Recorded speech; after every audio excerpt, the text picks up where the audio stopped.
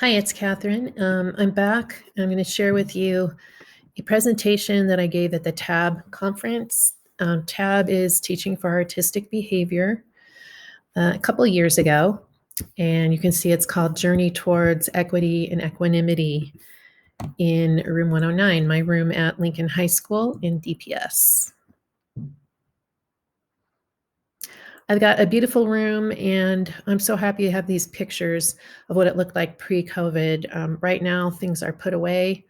I'm going in 4 days a week and teaching remotely from my classroom.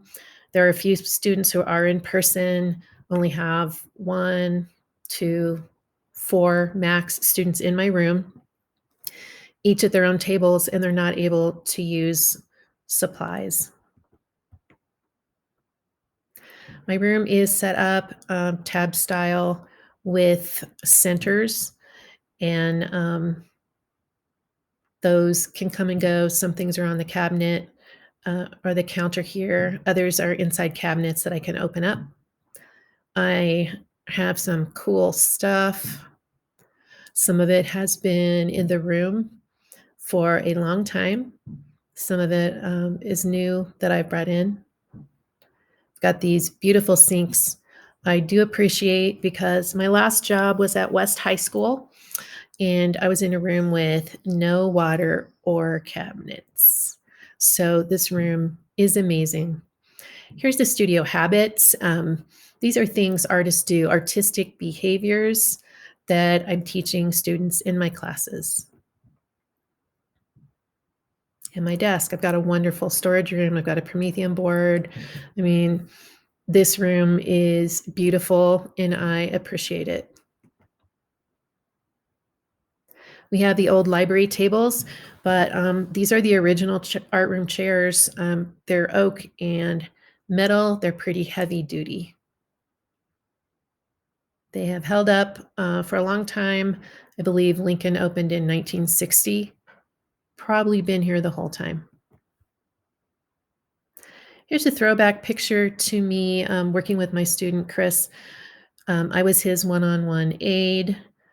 Chris has Fragile X, and so I worked with him through middle school and most of his high school until it came time for me to student teach. He was my first student. He taught me a lot about being a teacher. Here he is with a ceiling tile that he decorated with a galaxy. He's very proud of this. And I'll let you know that these pictures of students I'll show you today were used with permission for educational purposes. I needed to develop some equanimity. That's where the title of this presentation came from, because it is hard to work with students who you see suffering may seem like a harsh word here, but there is suffering that I cannot control, and I need to accept students the way they are. I don't need to feel sorry for them. Sometimes it's difficult. You know, when Christopher realized that he didn't have any friends, that I knew he could not have a conversation with someone. I knew that he could not learn because he couldn't remember to build on things that he learned about the day before. He was always starting over each day. When I knew that, he wanted so badly to learn to drive and have his own car, and he would never be able to do that. I didn't realize then, but I realize now that equanimity was what I was looking for. I need to accept students where they're at and not think about like what could have been or what might happen, but what is happening now in my art room. That is the only thing I can control, and I can't always control that, to be honest. These are my wishes for my students. These are loving kindness wishes that I wish for all of them. And especially when something difficult's going on, I just try to remember this in my mind and send these wishes to my students.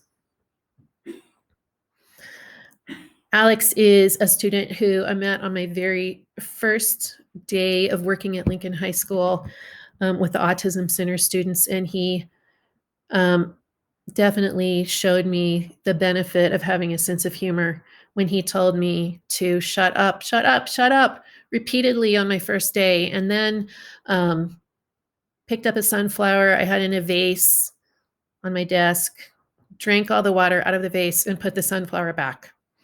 Um, that was a humorous moment. Alex had a hard time working in the art room. He had a para who helped him, and honestly, she was doing most of the work. It's a fine line, and it's a hard job to be a para, especially with some of these students. She did a lot of hand over hand work with Alex. I'll continue this in my next video.